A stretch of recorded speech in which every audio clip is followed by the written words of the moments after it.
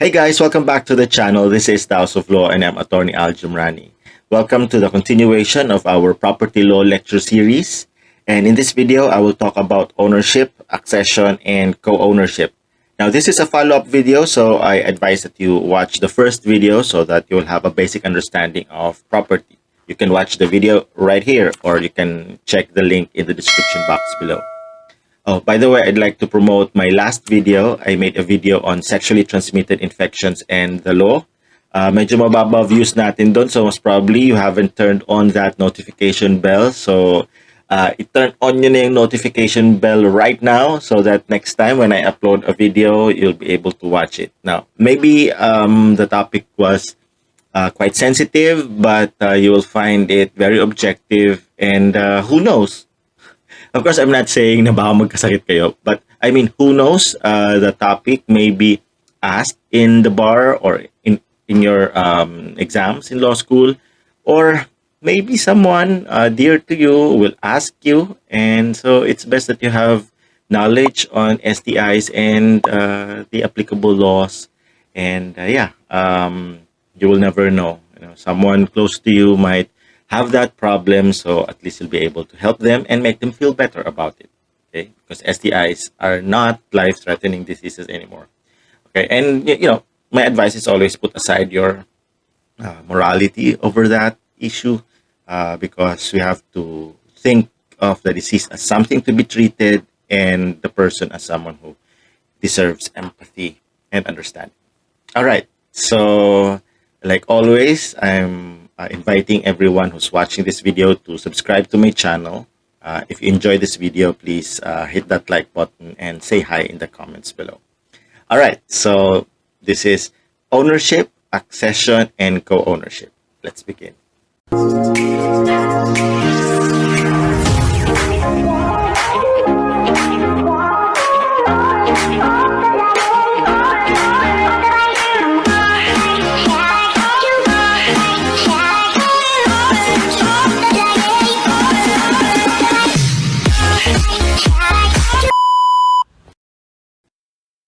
So let's start with definitions. So what is ownership? Ownership is the right to enjoy, dispose, and recover a thing without further limitations than those established by law or the will of the owner.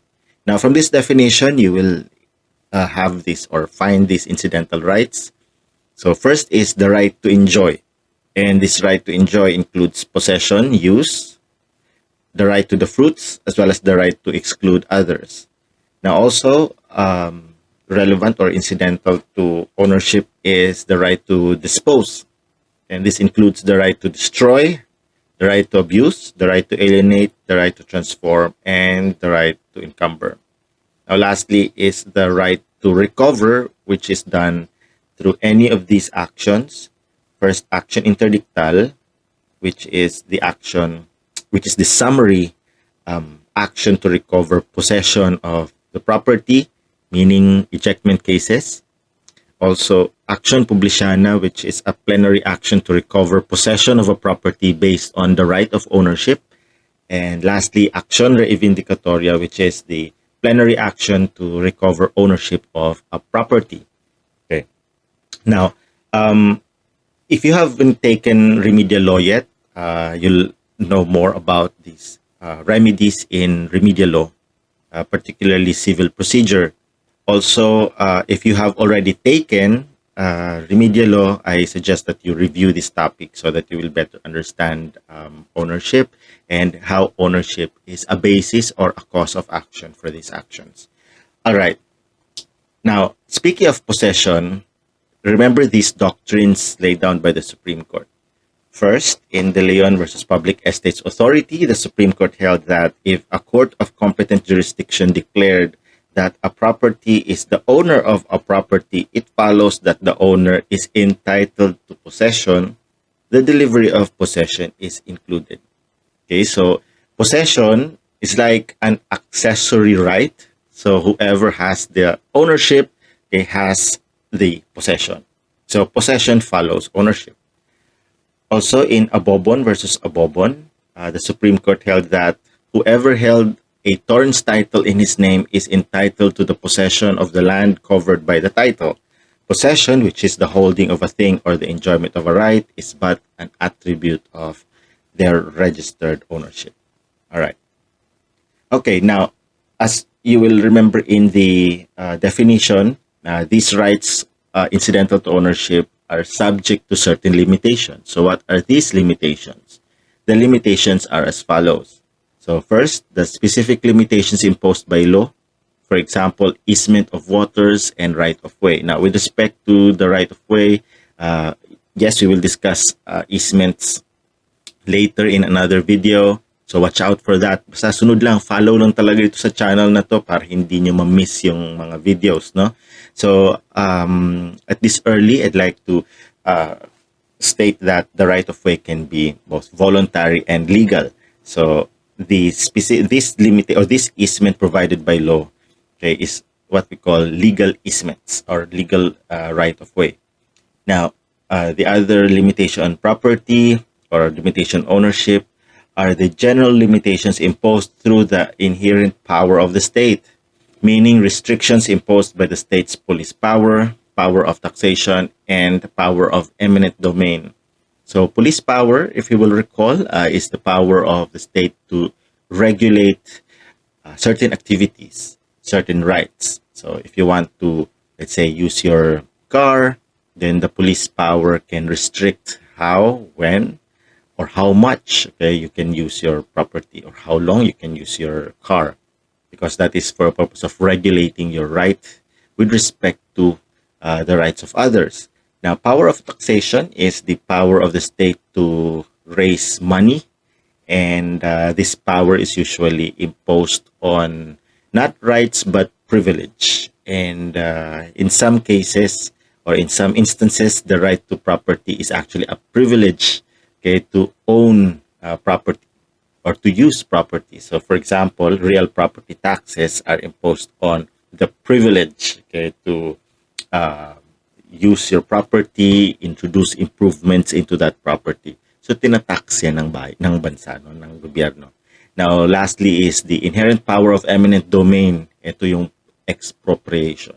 I'm sure you will remember expropriation in your constitutional law, which is first year law, and i-recall nyo lang yun. Although, of course, the power of eminent domain is more complicated than just the power to take property with the payment of just compensation. Also, the power of eminent domain is seen with respect to constitutional rights, public use, the concept of public use, and of course, individual rights.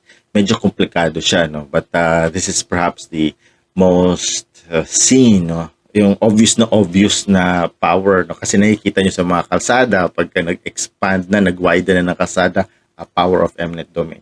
Pero para sa akin, ang pinaka na-feel mo talaga na power dito as far as a property owner is concerned is the police power. Because in police power, na-feel mo yung deprivation, no? When you want to use your property but the state says or the government says, hindi pwede or hanggang dito lang or something like that, yun yung na-feel mo. Of course, it's just internal, but what is internal is the most felt, no, rather than what is obvious to the eye. Well, anyway, okay, so let me continue. What are the other limitations on ownership? We have limitations imposed by the grantor or transferor. For example, conditions imposed by the donor. Okay, so the donor may donate a property, but although by donation, ownership is transferred to the donee, but the donee's right over the property is restricted or is subject to the fulfillment or the satisfaction of conditions imposed by the donor. Now, more about these conditions and donation in general when we reach that topic. So, isa pa yan sa abangan nyo na video, donations. Okay, next, inherent limitations arising from conflict with other rights. For example, nuisance. The law on nuisance prohibits certain activities or certain uses of property because they pose some threat or they pose some harm or hazard or inconvenience to the neighbors or the community.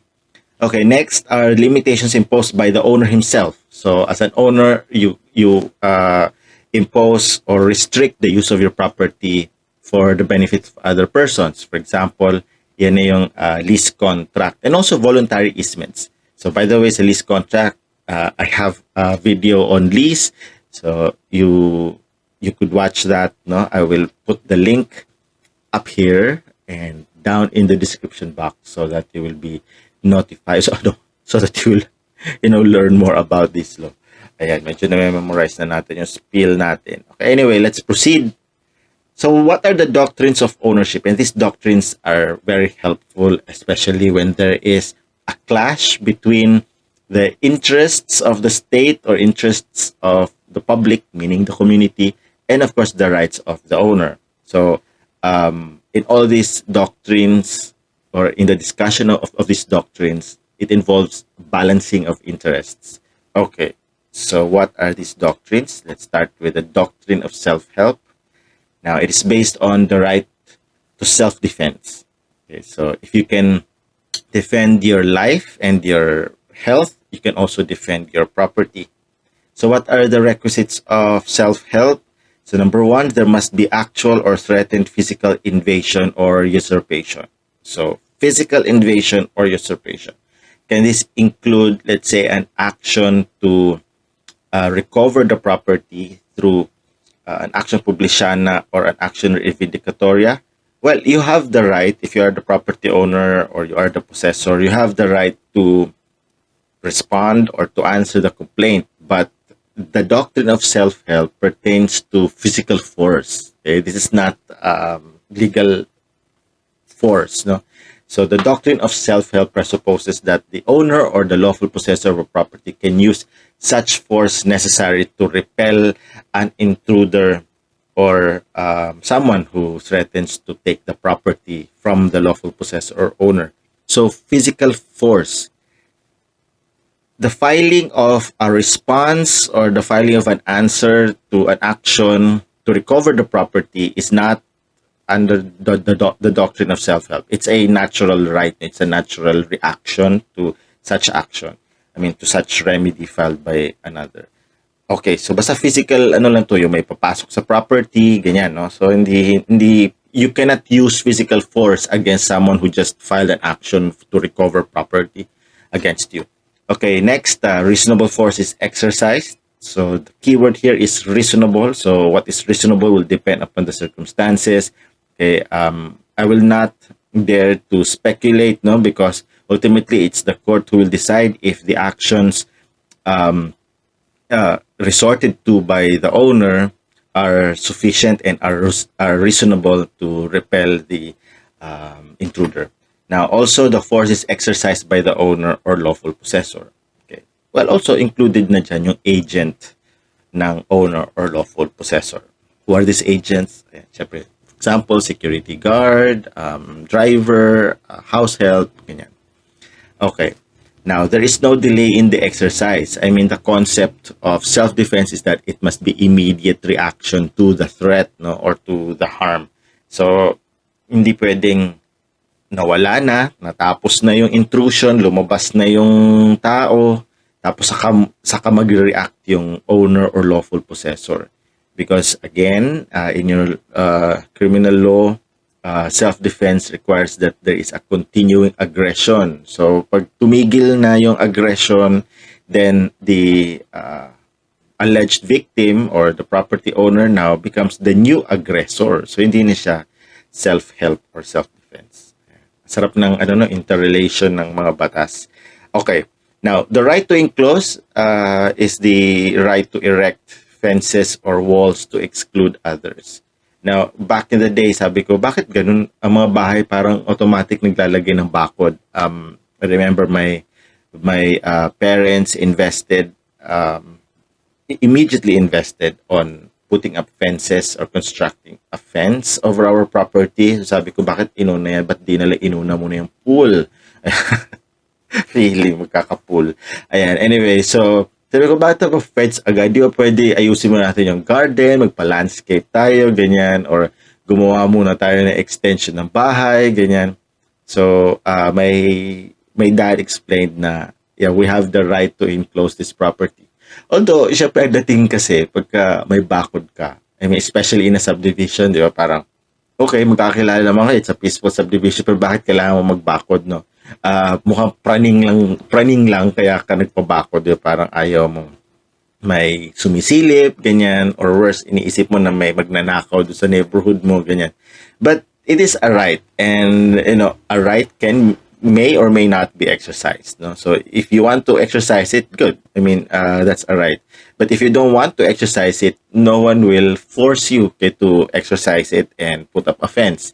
In fact, I know of some neighbors, like in this neighborhood, who did not put up fences because they wanted to flaunt their garden. No? Kaya ang ganda naman talaga. I mean, sayang naman kasi nalagyan mo ng bakuran yung property mo na hindi na makikita ng kapitbahay. I mean, sometimes, beauty is supposed to be flaunted. I mean, if you have it, flaunt it, right? Ayan. Okay, so let's now talk about sic uteri tuo ut alienum non leidas. So here, the owner of a thing cannot make use thereof in such a manner as to injure the rights of a third person. Ayan, so that's found under Article 431 of the Civil Code.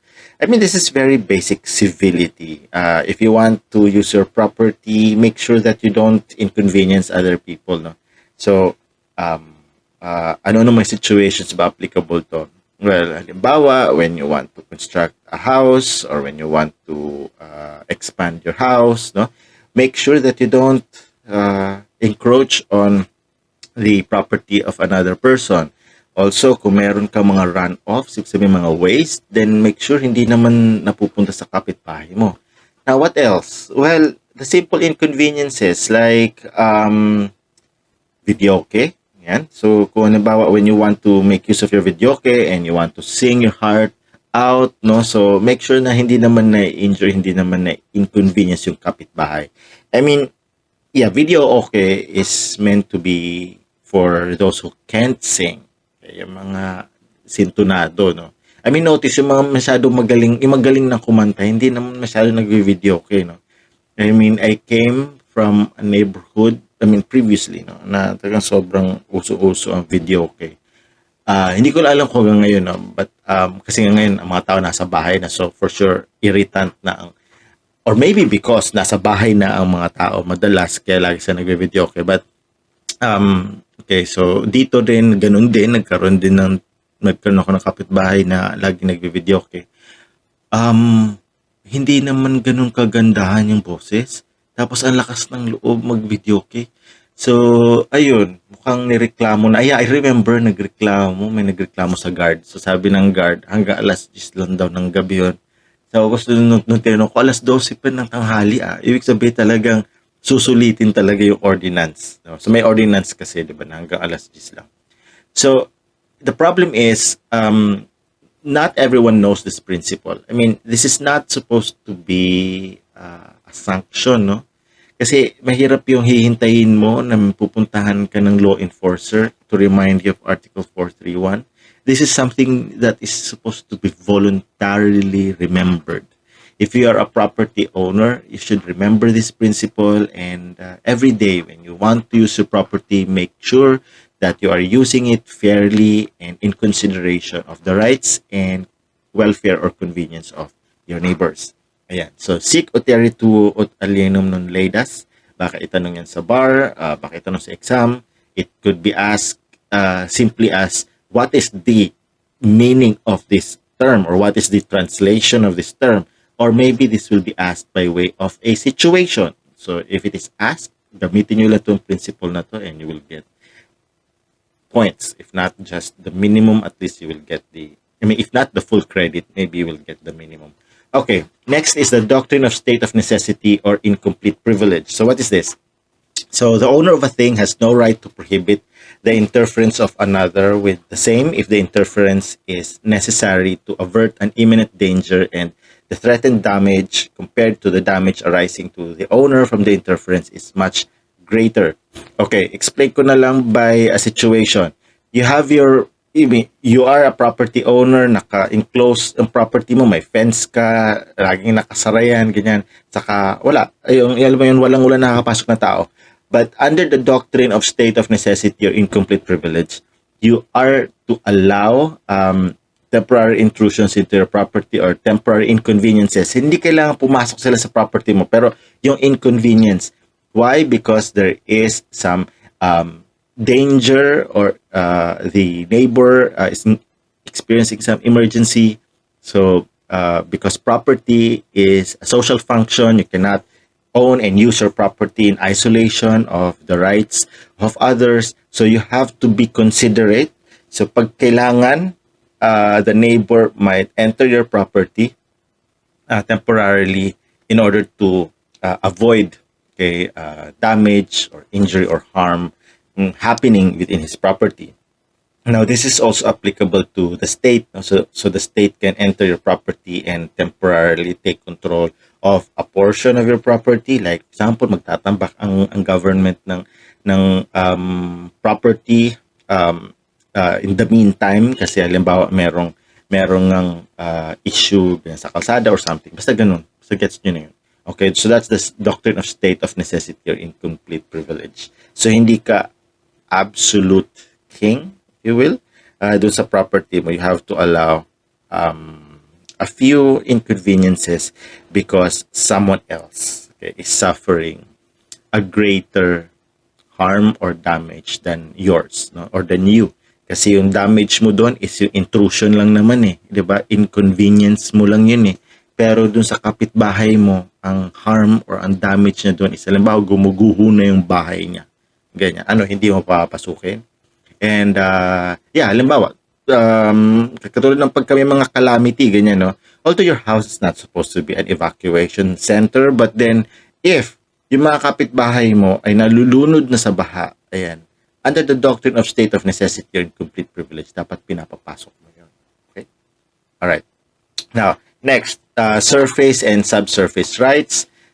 So, under Article 437 of the Civil Code, the owner of a parcel of land is the owner of its surface and of everything under it, and he can construct thereon any works or make any plantations and excavations which he may deem proper without detriment to servitudes and subject to special laws and ordinances.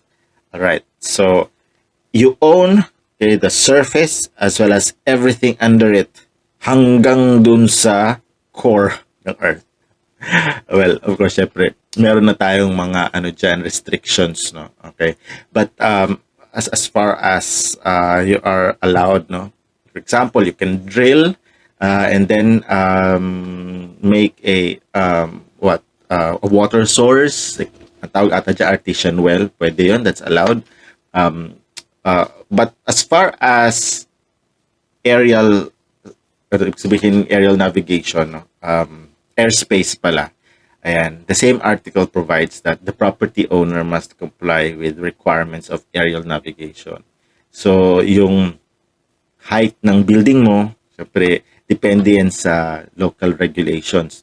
Like, for example, if you live near an airport, you cannot have a 100-story building there, no? Most probably hanggang ka lang. I don't know, depende kung gaano ka kalapit or kung gaano ka yung house mo kung saan siya nakatayo, yung building mo kung saan siya nakatayo, if it's along the direction of the airlines, if they land, then talagang hindi ka pwedeng magpatayo ng masyadong mataas na building doon. I'm guessing siguro pinakamataas dyan around 4 floors, no? But maybe beyond that, pakatamaan na yung mga planes. So, yan.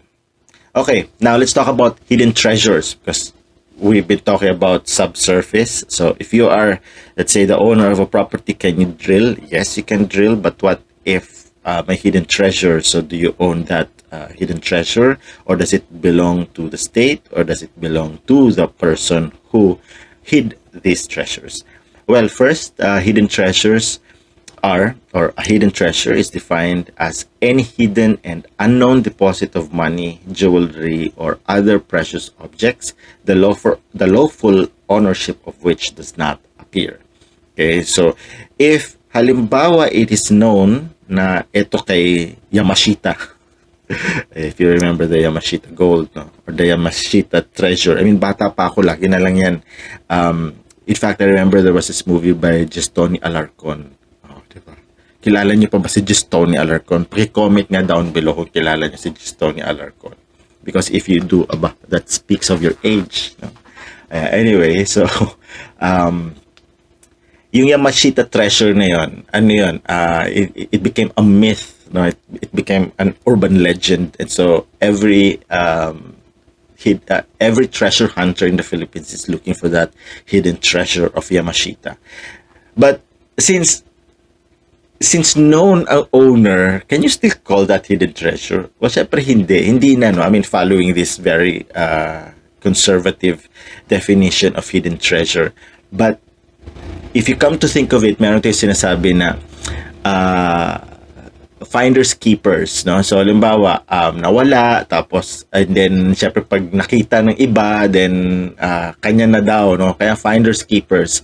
But then alam mo yun, the law kasi doesn't support or doesn't condone yung ganyang attitude, because kung tutuusin, what if it was inadvertently lost or by negligence, naiwan, nawala? Parang unfair naman dun sa may-ari na it becomes now a race, okay, for everybody to look for these lost things, and whoever finds it keeps it. So dapat bigyan pa rin ng chance yung owner to recover it. Okay, so that's why under the law, actually nasa civil code yan, pero we will follow local ordinances, no, mostly about that. Yung mga lost and found, okay, so these lost things may be placed or may be deposited with the local government unit, and so anyone who has lost something or has lost anything may check with the local government unit if these lost things were deposited with them, and so kung nandun, then pwedeng kunin. Ayan, so yeah. So the general rule is that hidden treasure belongs to the owner of the land, building, or other property on which it is found. Okay? Kasi nga nandun naman sa kanya, so it's like an accessory of the thing or of the property. So whoever owns the property or the thing owns the accessory or whatever is found there. Okay? The exceptions are as follows. Number one, if the finder is not the owner, then the owner is only entitled to one half and the finder is entitled to the other. Okay. Kasi nga naman, as finder, siya yung nag-effort. No? But then, even if it is accidental, finders keepers, as far as hidden treasures are concerned. But take note of the following requisites so that the finder and the owner can share 50-50. First, the discovery was made on the property of another or of the state or any of its political subdivisions. Because if you are the finder, but it was found in your property, you're basically the same, no? The finder and the owner. So you get 100% or the full value of the hidden treasure. Now, next was the finding was made by chance, no? Or by stroke of good luck. So, dun sa stroke of good luck, may effort dun. So, hindi ibig sabihin by chance na parang nakanganga ka lang, tapos biglang, andyan na, nakita mo na lang. By good luck naman, pwedeng, as explained by our authors, one who looks for hidden treasure on the property of another with the latter's permission. So, naghanap siya without knowing where it is, and then, ayun, hanap niya, boom! Ayan. So, good luck. Ayan. So, swerte. Ayan. So, by chance, by accident, or even though there was an effort, pero hindi mo in-expect na nandun, so naswertehan ka, ayun, nandun. So, that's why applicable pa rin yung finder and then owner division. Now, next, the finder is not a co-owner of the property where it is found. And lastly, the finder is not a trespasser, because if the finder is a trespasser, then he is not entitled to it because he entered the property illegally or without the consent of the owner. All right, sorry.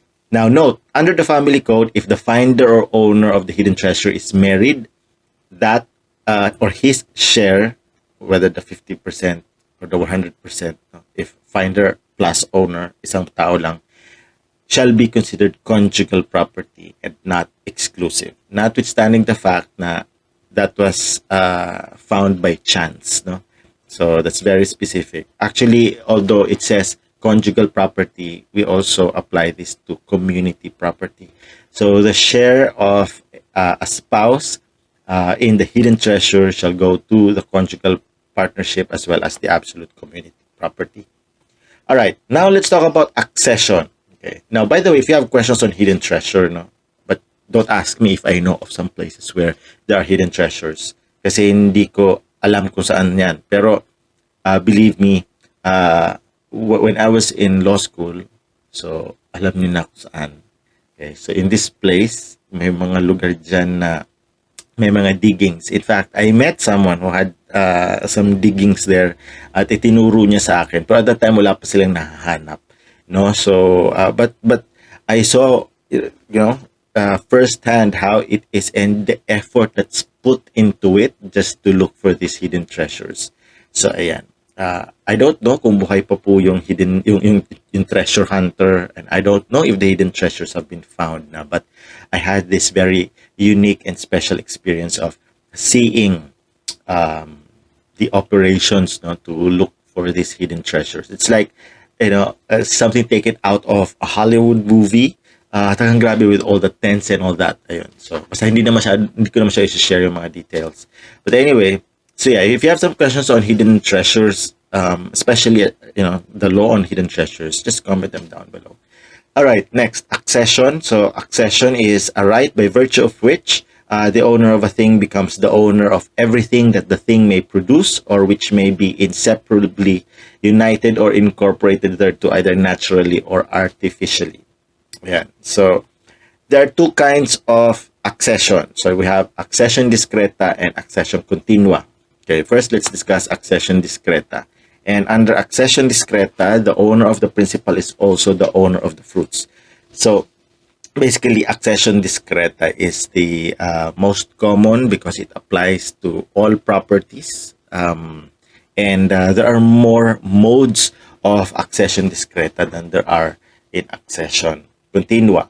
Now, the rule again is that the owner of the principal is also owner of the fruits. Now, by fruits here, we refer to natural fruits, civil fruits, and industrial fruits.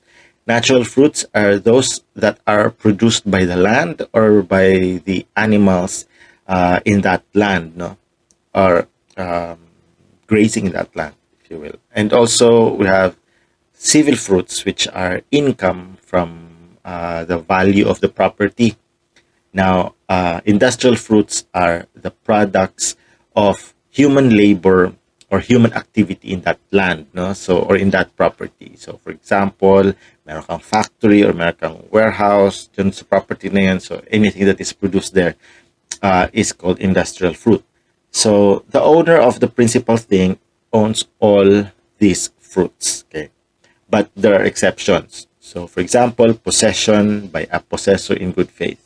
So, a property is owned by A, but it is possessed in good faith by B. So, under the law, the possessor in good faith has the right to appropriate or remove what he has constructed on the property which belongs to another. Now, also, usufructuary is an exception to accession discreta because by the nature of usufruct, the usufructuary has the right to the fruits of the property. Also, lessee of rural lands. A lessee of rural land or an agricultural tenant has, in addition to possession, the right to appropriate the fruits and to share the harvest with the lessor or to pay rent, either in the form of produce or harvest or money or both. Now, also a pledgee who can apply the fruits to the debt. So under Article 2102 of the Civil Code, if the pledge earns or produces fruits, income, dividends, or interests, the creditor shall compensate what he receives with those which are owing him. All right. Now, the last exception to accession discreta is anticreditor. So, by the contract of anticresis or anti-cresis, the creditor acquires the right to receive the fruits of an immovable of his debtor, applying the same to the payment of the debt. Okay? Now, accession continua. So, accession continua refers to, again, the attachment or the production of something in relation to the principal thing. Now, here we have the different types of accession continua.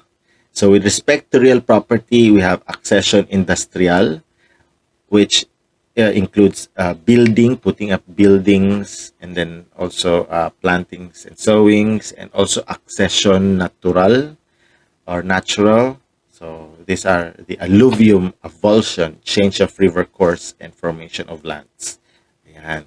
I'm sure if you have taken property law in law school, you will remember your professor drawing on the whiteboard or on the blackboard, no, kung paano itong mga alluvium, avulsion, change of river course, or formation of islands. Now, it is a challenge for online schooling, no, to teach this subject, especially because wala naman tayong whiteboard, no, walang blackboard. Pero some professors are quite resourceful. I know of some professors na tagang gumagamit ng whiteboard and blackboard during the class, no. Kaya tagang medyo meron talagang perspective, umaatras yung prof, so you're just watching, ganyan.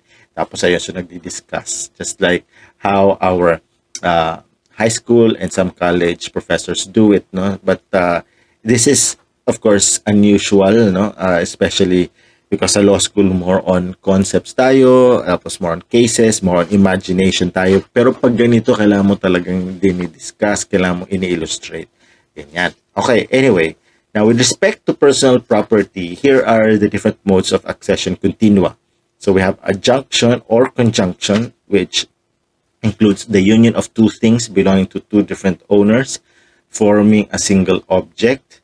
Okay. For example, a ring, a gold ring, and then a diamond. So yeah, pag pinagsama mo, so it forms now a diamond ring. Yeah. Also, commixtion or confusion. For example, mixture of solids and mixture of solids. Sorry for that. Naulit lang. Ayan. Anyway, so for example, you mix coffee and sugar. Ayan. Black coffee and sugar. So, commixtion or confusion. Now, of course, assuming that they belong to different owners. So, halimbawa, iba may-ari ng kape, iba may-ari ng asukal. Ayan. Now, specification is the transformation of another's material by application of labor. So, for example, you brought your old let's say, furniture to, let's say, an artist. So sabi, o sige pa, transform nga nito, gawin mo siyang something new, something beautiful, something useful. Ganyan. So, the skilled person now will transform it. Now, following the rule that whoever is the owner of the principal thing is also the owner of the accessory, then syempre, ang rule doon is that the owner of the sofa is still, or the owner of the furniture is still the owner of the transformed furniture, no? In fact, in this case, no, since labor was used, since we're talking about labor, so the contract here must be a contract of lease of services or a contract for a piece of work. So this is not a question of who owns the property. This is not a situation where two different properties are combined, such as in adjunction or conjunction or commixtion or confusion. Okay. Now, okay, hindi ko pala na-discuss. Babalikan ko lang yung alluvium, avulsion, change of river course, and formation of lands. No? Or maybe mati-discuss ko yan dito. Kaya, sige, mukhang nandun yan. Hindi ko lang ma-forward kasi mawawala na ang thrill, di ba? Okay. So, dito muna tayo sa accession industrial. Okay? So, remember these rules, no? In fact, favorite questions talaga to sa bar talaga. And in fact, ito ang laging lagi sinusumpa ng mga bar examinees. Parang, please, wag mo kong bigyan ng Article 447, 448, ganyan, di ba? Pero, talagang lumalabas talaga to. Why? Because, syempre, they can really happen, no? And the point is, being bar examinees or being students of law, dapat alam mo yung mga possible situation. Alam mo yung sagot doon sa mga possible situations. So, why skip this when they could possibly be asked and they could possibly, involve you as a lawyer? Ayan. So, masabuti alam. Katulad lang yan ng indeterminate sentence law. Marami talagang iniiwasan yan. Kaya parang, ayoko nang alam yung indeterminate sentence law. Hindi naman ako judge, hindi naman ako fiscal. Let them worry about that. Trabaho naman nila yun. Pero hindi eh. As a criminal lawyer, you must have an idea of what indeterminate sentence law is. Why? Because bago pa magsimula ang kaso, you are allowed, or your client, if your client is the accused, is allowed to plea bargain. And one of the considerations or one of the talking points in plea bargaining is, ano ba ang penalty? Magkano ba ang multa dyan? Or gaano ba katagal ang imprisonment if ever I plea bargain? No? Let's explore the ganyan. So kung ikaw ang abogado, hindi mo alam yung indeterminate sentence law. So hindi mo alam ngayon yung possible imposable penalty. So paano ka makikipag-negotiate? So titingnan mo lang ngayon yung revised penal code. So sabi, okay, presyon mayor yan. So up to 6 years. So hanggang 6 years ka lang, hanggang 6 years kang makukulong. Ganyan. Or minimum of 6 years pala. Ganyan. Kasi presyon mayor yan. So minimum of 6 years. Ganyan.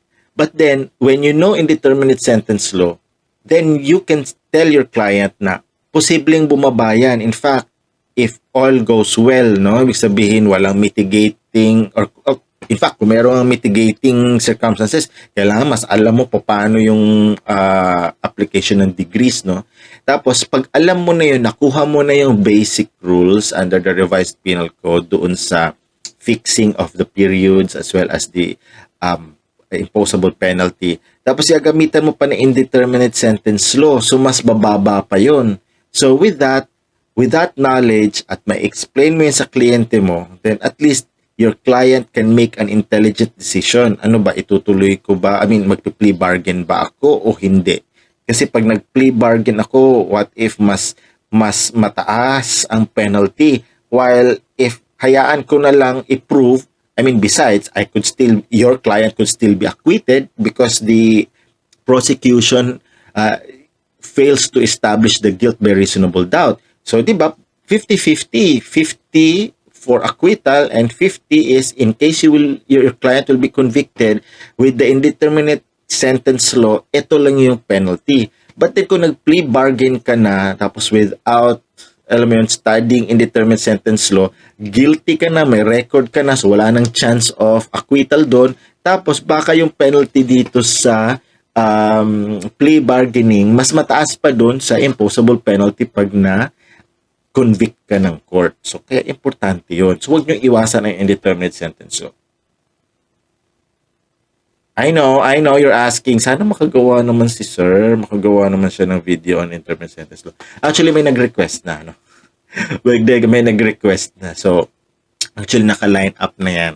So, medyo naka-focus pa tayo dito sa property law. So, sige lang, baka next, basta hindi ko lang masabi, hindi ko lang ma-promise. Pero, yeah, I intend to make a video on indeterminate sentence law. Ayan, para matulungan po kayong lahat. Ayan. I was able to practice, my indeterminate sentence law knowledge. Ayan. I wouldn't call it skills kasi hindi naman siya skill talaga. Knowledge mo naman yan eh. A skill is something that you develop either naturally or by studying or by learning a new technique or something like that. So kaya ka nagkaka-skill. So anyway, I was able to relearn and then of course apply my knowledge in indeterminate sentence law when I worked for 9 years at the Court of Appeals. Ang ginagawa namin sa Court of Appeals is that we review not just the factual findings of the court, not just the legal arguments of the court, the trial court, but also the penalty as imposed by the trial court. So, ina-adjust namin yan using indeterminate sentence law. Kaya maganda siya. Kaya ang gagawin ko, pagka tinuro ko yung subject na yun, yung topic na yun, is magdo-drawing tayo, di ba? Kaya yung mga degrees na yan. Bababa tayo, ganyan, tapos pipiliin natin. Bababa, aakyat, ganyan. Ganon talaga pag nag-fix ka ng degrees at saka periods sa indeterminate sentence law. So watch out for that, no? Also, if you think you know people who will find this channel helpful, yung may makukuhang knowledge sa mga lectures ko, i-share nyo na lang din tong video na to. Yeah, let's spread love. Let's share information and knowledge. All right. So dahil dyan, let's now start with these rules na I hope you will be able to imagine these rules, no? Because it's better that you can imagine and illustrate this in your mind. So first, is the obligation of the landowner with respect to materials belonging to another. So first, the owner of the land who makes thereon personally or through another plantings, constructions, or works with materials of another shall pay their value. And if he acted in bad faith, he shall also be obliged to the reparation of damages. Now, next is yung counterpart. So, may ako na-discuss. Diretso na agad tayo sa pangalawa. So, the first part is the obligation of the landowner. Pero ano naman ang rights naman nung owner ng materials. Okay, so the right of the owner of the materials used on the property belonging to another. The owner of the materials shall have the right to remove them, the materials, only in case he can do so without injury to the work constructed or without the plantings, construction, or works being destroyed. However, if the landowner acted in bad faith, then the owner or the materials may remove them in any event with a right to be indemnified for damages. Okay, so napansin nyo doon sa una, the landowner has the obligation to pay for the value of the materials which were used in his land or in his plantings, constructions, or works. But if he acted in good faith, then he shall be obliged as well to pay for damages. Okay? Not only for the value but also for the damages pag in bad faith siya. Pero pag in good faith, yung value lang ng materials. Again, ano ba ibig sabihin ng good faith? Bakit natin nyo, ano ba yung good faith na yan? Well, good faith means that hindi mo alam kung sino may-ari. Ibig sabihin, you didn't know that there was a defect in your title or in your mode of acquiring the thing or the property. So, ito, one day, nakita mo merong, alam ba, semento sa bakuran mo. Sabi, kanino kaya ito? Gamitin ko na nga ito. So, ginamit mo nga yung semento, nagpagawa ka ngayon ng rooftop. Wow, ganun kadaming semento nakita mo doon sa bahay. Out of nowhere, biglang boom, nagkaroon ka ng semento sa bahay. So, nagpagawa ka ngayon ng rooftop. Oh. So, ano gagawin mo yun sa rooftop? Tatanggalin mo, isusoli mo. Ay, hindi ko alam na ikaw pala may-ari. So, ito na po yung rooftop. Ayan. So, ang obligation ng owner is that to pay for the value of the cement, no? But then if the landowner was in bad faith, then the landowner must also pay for damages. Okay. But take note itong pangalawa because the owner of the materials have a better preference, no? Has a preference pala over the obligation of the landowner. So, tatanungin muna si owner of the materials, no? So, sabihin niya, ay, nagamit ngayon yung simento mo, so anong gusto mong mangyari? Ayan. Kahit na magnawa yung landowner doon, na hindi na nagamit ko na, bayaran na lang kita ng value nung nagamit kong simento mo. Pero, according to the law, the preference is given to the materials owner. So, the materials owner now may decide. Number one, he can have it removed. Okay, yung materials na yun. So, regardless of, yung complaint ni landowner, pwedeng tanggalin ni materials owner.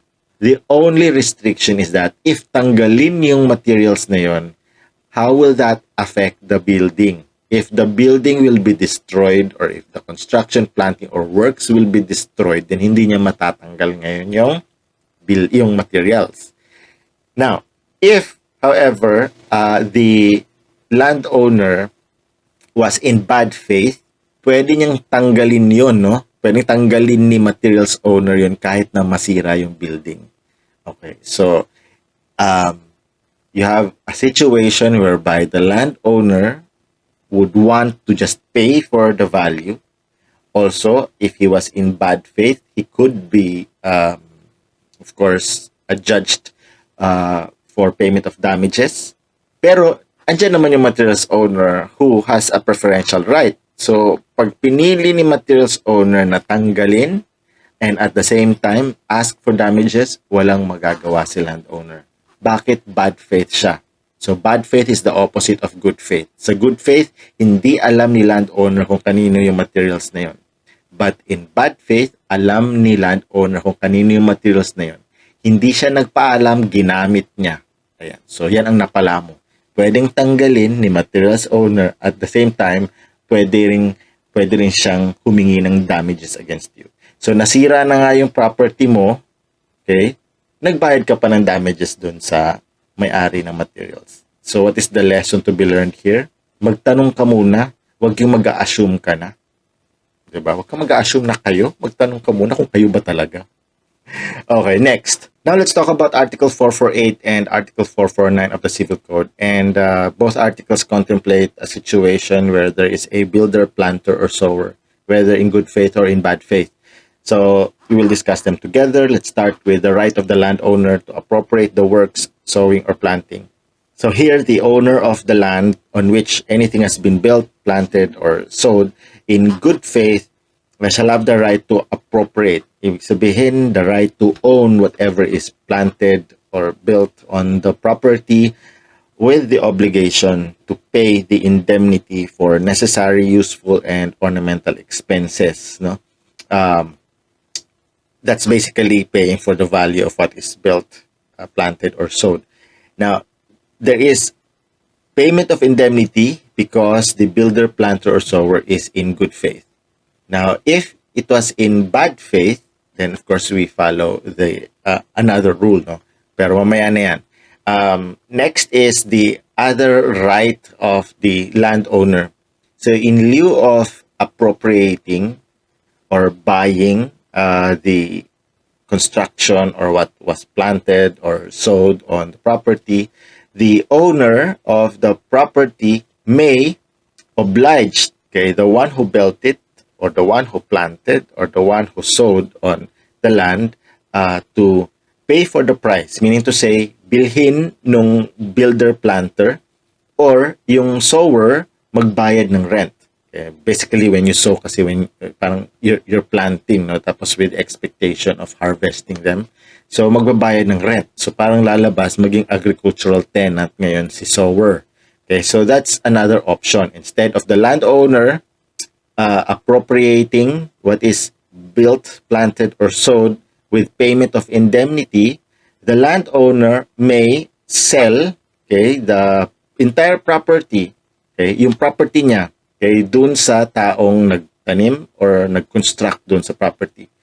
Pero dun sa kumbaga, yung nagtanim, tapos i-harvest din niya later on the sower, the owner may impose rent, no? So sa halip na kunin niya or i-appropriate niya yung itinanim tapos siya na mag-harvest, pwedeng hayaan niya yung sower to harvest what has been sowed or what has been sown and pay the proper rent.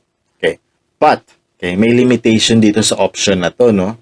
Sabi ng batas, the builder or planter shall not be obliged to buy the land if the value of the land is considerably more than that of the building or trees, in which case the builder or planter shall just pay rent. So, dun sa option na ibenta yung property kay builder or planter, that only applies if the land is of lesser value than the building or the trees. Okay? Kung baga mas mahalaga or mas valuable yung building at saka yung trees, saka mababa lang yung value ng land. Okay, kasi ibig sabihin, kikita ngayon yung builder or planter. Pero kung mas mahal, mas valuable yung land, then lugi siya. Lugi siya kasi nga mas mababa yung value ng kanya compared doon sa value ng property na pagmamayari ng iba. Okay. Now, if however, yun nga, pag nangyari yun at hindi na bibilhin ng builder-planter yung property, then the option is for the landowner to just offer na magrenta na lang si builder or planter. So magkakaroon ng lease, contract of lease. Yan kung hindi i-exercise ni landowner yung unang option, which is to appropriate the building or to appropriate what has been constructed or planted on the land. Ayan. So I hope malinaw yun, ha. Basta pag 448 at 449, okay, think of a situation whereby you have a landowner and someone has built, planted, or sowed on the property. So, anong karapatan nitong landowner?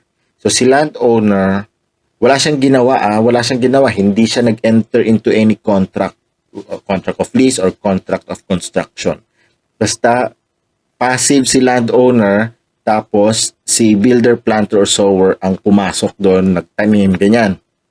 Doon sa 447, si landowner ang active party or yung actor, siya yung active actor doon. Passive actor naman yung may-ari ng may-ari ng materials under Article 447.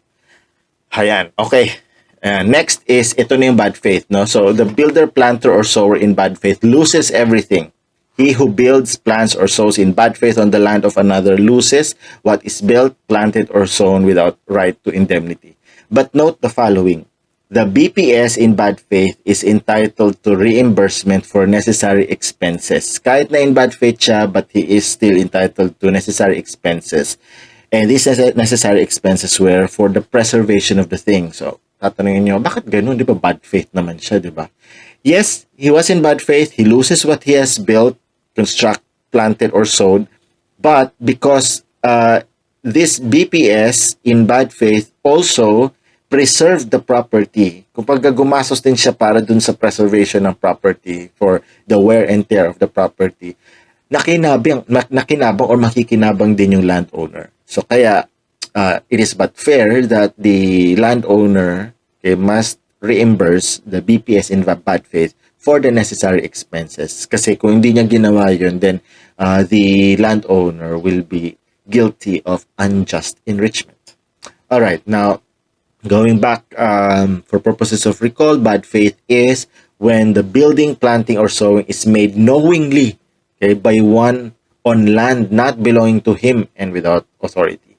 So it means na alam mong hindi sa'yo, then nagtanim ka pa rin doon, nag-construct ka pa rin ng building. Okay? So bad faith yun. Okay. Now question, is a lessee, a BPS, or a builder, planter, sower in bad faith? Because alam naman yan na property ng lessor yun, pero nagtayo pa rin siya ng constructions doon, or nag-introduce pa rin siya ng improvements. And will a lessee lose what he has constructed? Well, the answer is no, because Article 1678 of the Civil Code provides that the lessee is entitled to either remove the construction or the improvements or be paid 50% of their value at the option of the lessor. So hindi naman, there's no forfeiture. Neither is a lessee entitled to an indemnity for the entire value of the property under Article 448 because it is covered by a lease contract. So hindi niya pwedeng sabihin na in good faith siya at hindi niya alam kung kanino yung property. Alright, now, natural accession. Ito yung sasabi ko na gusto ko sana i-discuss na kanina. Pero meron nga pala, di ba? Ayan, meron pala tayo sa slides. Kasi nga kailangan natin explain talaga ito. But I defer to your professor to sa drawing. So, hindi po tayo magdo-drawing ngayon. Okay, alluvion or alluvium is the increment which lands abutting rivers, ibig sabihin, katabi ng rivers, gradually receive as a result of the current of the waters. So these are the requisites of alluvion or alluvium. First, the deposit is gradual and imperceptible. Second, the attachment of the sediment is the result of the action of the waters of the river. And third, the land where accretion takes place is adjacent to the banks of the river. Okay, so by just look at these requisites, alam mo na agad kung ano yung hindi alluvion or alluvium. Number one, if the deposit is sudden, okay, at saka obvious talagang itinambak, okay, kumbaga nag-quarry, itinambak doon, okay, that's not alluvium. Pangalawa, if the attachment is not the result of the action of the waters of the river, kundi artificial, hinukay, okay, tinambak doon, okay, that's not alluvium. At saka pangalawa, there is no alluvium if that deposit is on the other side, okay, or away from, okay, the river. Ayan. So, ganoon lang. Sipin mo lang. Now, in your mind, imagine the situation. I'm sure many of you have quite an imaginative mind. So, there you go. Okay, note, where the deposit is by seawater, however, it belongs to the state. So, clearly, alluvium is applicable only in rivers. Now, alluvium cannot apply if the deposit occurred through human intervention. That's what I said earlier. And alluvium does not apply if the river simply dries up. The riverbed is retained by the state. Okay? Because basically, there's no deposit there. Although may mapapansin ka lang na, parang lumawak yung aking property dito sa river. Umatras lang pala yung tubig or worse, nag-dry up lang. But since that river only dried up and it was not because of a change of course, kumbaga change of direction of the river, that river can still be filled with water in the future. So kaya hindi mapupunta sa private owner or dun sa may-ari ng adjacent property or what we call the riparian owner. Now, avulsion is the transfer of a known portion of land from one tenement to another by the force of the current. So, for example, yun na nga, same din, river din, and because of the a storm, no? And then syempre biglang nagkaroon ng flash flood, tumaas yung ng river, tapos syempre may current, tapos natanggal, no, a certain chunk of the property of one riparian owner, natanggal, nalipat ngayon dun sa kabilang riparian owner. So that would be avulsion. Okay. Now the segregation, these are the requisites. The segregation and transfer must be caused by the current of water, creek or current, or torrent pala. Now next, the segregation and transfer must be sudden or abrupt. Sa alluvium, dahan-dahan, gradual, slowly but surely. But in avulsion, it's sudden. Alam mo yung surprise, talagang boom, ganyan. Nabawasan na ng 10 square meter yung property mo. Ayan. Yung immediate mapapansin mo yun. Now, also the portion of land transported must be known or identified. So, alam mo kung anong portion, ano na, at saka worst makikita mo na lumipat dun sa kabila. But then, if it is gradual, tapos, alam mo, by erosion or corrosion caused by the river through many years, ganyan. Now, that's not avulsion. Kahit na lumipat pa yan dun sa ibang mga properties, na halimbawa, yung 10 square meter na yun, nawala yun through a period of, let's say, 10 years, tapos may 1 square meter napunta kay Nelia, napunta yung isang 1 square meter kay Teresa, ganyan. Lahat yun, yung mga chismosa mong kapitbahay, nakakuha ng tigo 1 square meter ng property mo. But then since it was gradual, and it was because of erosion, and also because the property can no longer be identified, it just so happened na nadagdagan ng tigo 1 square meter yung mga chismosa mong kapitbahay, ganyan. Sa'yo, hindi avulsion yun. Malamang sa kanila, alluvium sa kanila yun. O, diba?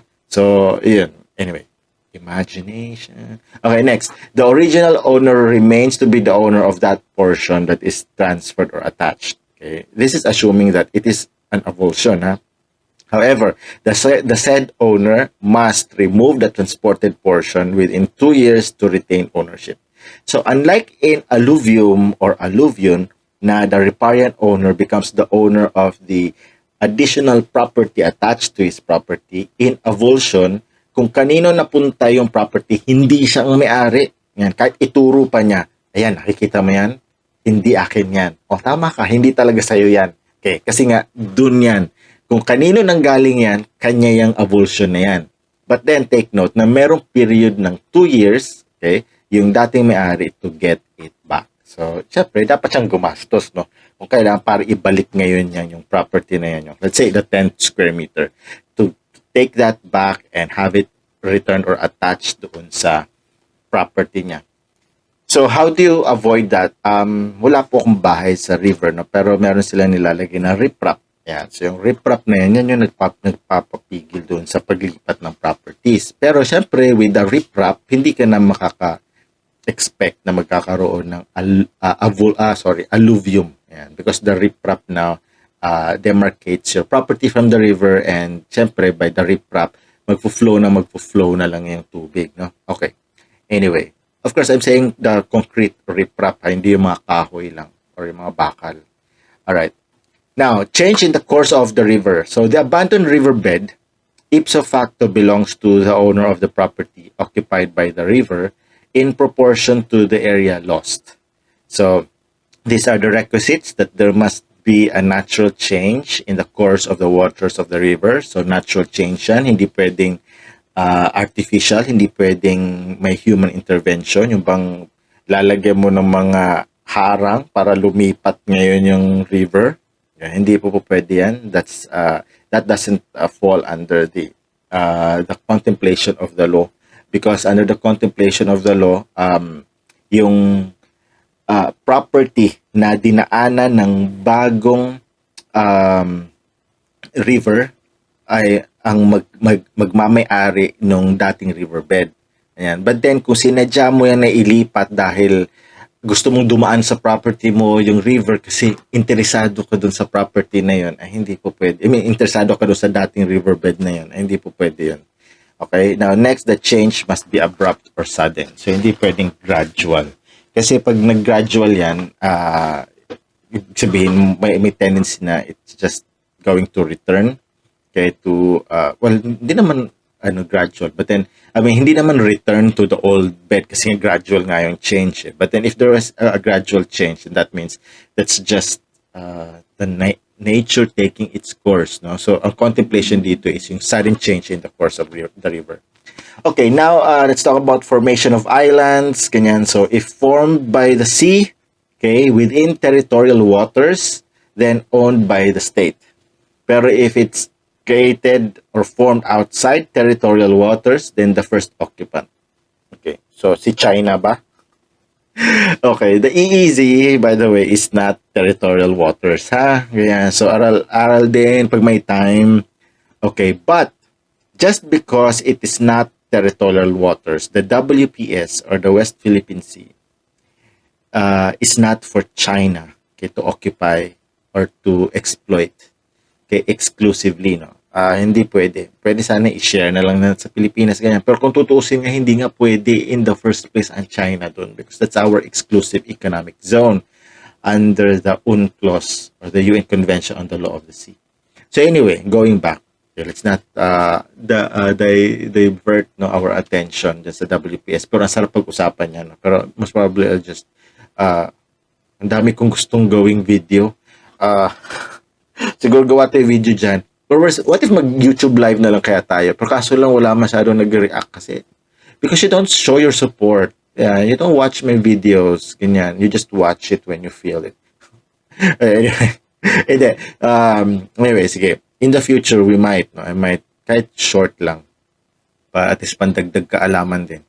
Anyway, so, if the island is formed in the EEZ at labas na sa territorial waters natin, so the first occupant, so malamang China na talaga kasi lagi na mas nauuna pa ang China dun eh. Kahit na easy natin yan, mauuna talaga ang China dun because andun na nga sila. So ayan, feeling ko nga nagbabantay lang yan kung merong mga uusbong na mga isla dyan eh. Pero syempre ginagawa nila ngayon, well not just ngayon, but for so many years already. Those are artificial islands, hindi naman yun natural islands. So syempre, kanila talaga yun. Ayan. Kaya I don't know when we will react and retake that exclusive economic zone. But anyway, let's continue. Now, if the island is formed in lakes or navigable or floatable waters, ayan, basta isla talaga that belongs to the state. Ayan. Now, if, however, the island is formed on non-navigable or non-floatable rivers, ano ibig sabihin ng navigable at saka floatable rivers at saka non-navigable and non-floatable? So, navigable or floatable rivers are rivers that are conducive for navigation. So, yan yung mga may pwedeng dumaan yung mga bangka, ganyan. So, like Lobok River. Oh, I miss Bohol. Anyway, ayan, kailan ba kasi magbubukas ulit? Kailan ba mawawala tong COVID na to para we can all travel again? But anyway, so yeah, Lobok River is, for example, a navigable or floatable river. Ang layo naman naisip ko, pwede mong Pasig River, di ba? Ayun. So anyway, so if the island is formed in that navigable or floatable river, so the island belongs to the state. But if the river is not navigable or non-floatable, like for example, may river dito malapit sa Lancaster, dito sa Barangay Navarro, ganyan. In fact, pag bumabayo, umaapot, hindi kayo makadaan. Shortcut siya papunta sa Malagasang. Para mo alam nyo, no? Pero malay natin, if you are from this area or if you are familiar of that area, please comment down below, ha? Barangay Navarro General Trias, okay, and Malagasang Barangay, Imus, Cavite. Yan po yung aking mga environment dito, no? That's just outside of my house. So yan, so merong river dyan. Siyempre, that's non-navigable and non-floatable, no? Pero may naglalaba doon. Ayan. May naglalaba pa talaga sa mga ilog dito sa Cavite. Anyway, so the rule is that if the island is nearer to one margin or riverbank, then it belongs to the owner of the nearer property. But if the island is equidistant, ibig sabihin nasa gitna, no? Equidistant from both banks, then it shall be divided into halves. Ibig sabihin hahatiin yun, and that the other half will belong to the other riparian owner kung saan nakaharap yung isla, and the other one is given to the other kung kayo nakaharap yung property na yun. Okay. Ayan. Alright, now last topic is co-ownership. I know medyo mahaba na ito. Okay, so Co-ownership is the right of common dominion which two or more persons have in a spiritual part of a thing, not materially or physically divided. Okay, so spiritual, sabi ng civil code at saka ng mga definitions, but it's simply an undivided interest in a thing. Okay, so undivided. But if you want to be spiritual about it, go ahead. Yeah, so use spiritual. So, characteristics. So, plurality of subjects. So, two or more, no? Hindi pwedeng isa lang ang co-owner. Ano ka? Split personality. Ikaw lang ang owner dyan. Ikaw lang registered owner. Tapos, dalawa pala kayo. Ayan, pwede. Ayan. Kasi, half Filipino, half Filipina. Okay, next. Unity of or material indivision. Ibig sabihin, there's no physical partition of the property, which means that there is a single object which is not materially divided. Okay, now recognition of ideal shares, which determines the rights and obligations of the co-owners. So shares lang to, hindi to physical portions.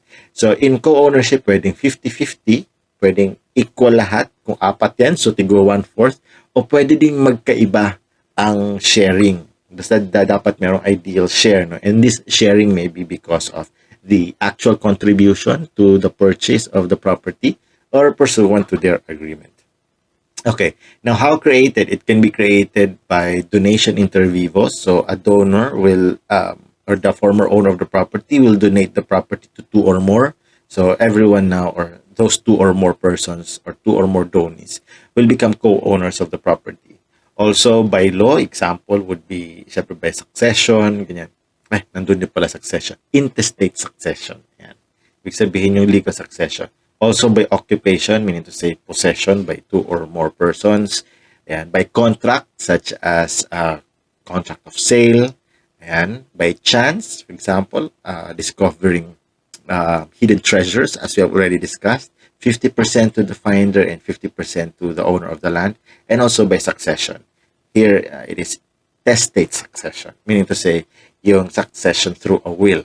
All right. Now, what are the rights of co-owners? So, number one, to use the thing in common, to use the thing owned in common subject to certain limitations. So, they can use this property owned in common, okay, subject to certain limitations. These limitations may be contractual or these limitations may be legal. Okay. Also, to share in the benefits. Okay. Next, to benefit from prescription. Ibig sabihin, if if this co-owned property is owned by another, so merong possible extraordinary prescription doon. Or kahit wala may-ari, halimbawa, ordinary prescription lang, but the person who is in possession is only one of them. Kasi remember, in land titles and deeds, to acquire a right to have a property registered, then dapat open, continuous, exclusive, and notorious possession. So what if isang co-owner lang ang nakapag-meet ng requirement na yun?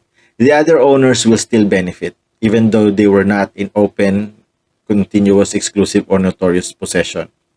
All it takes is just one of the co-owners because meron ng constructive possession naman on the part of the co-owners who were not in the property. Ang constructive possession is through the co-owner or through one of them who was in actual possession.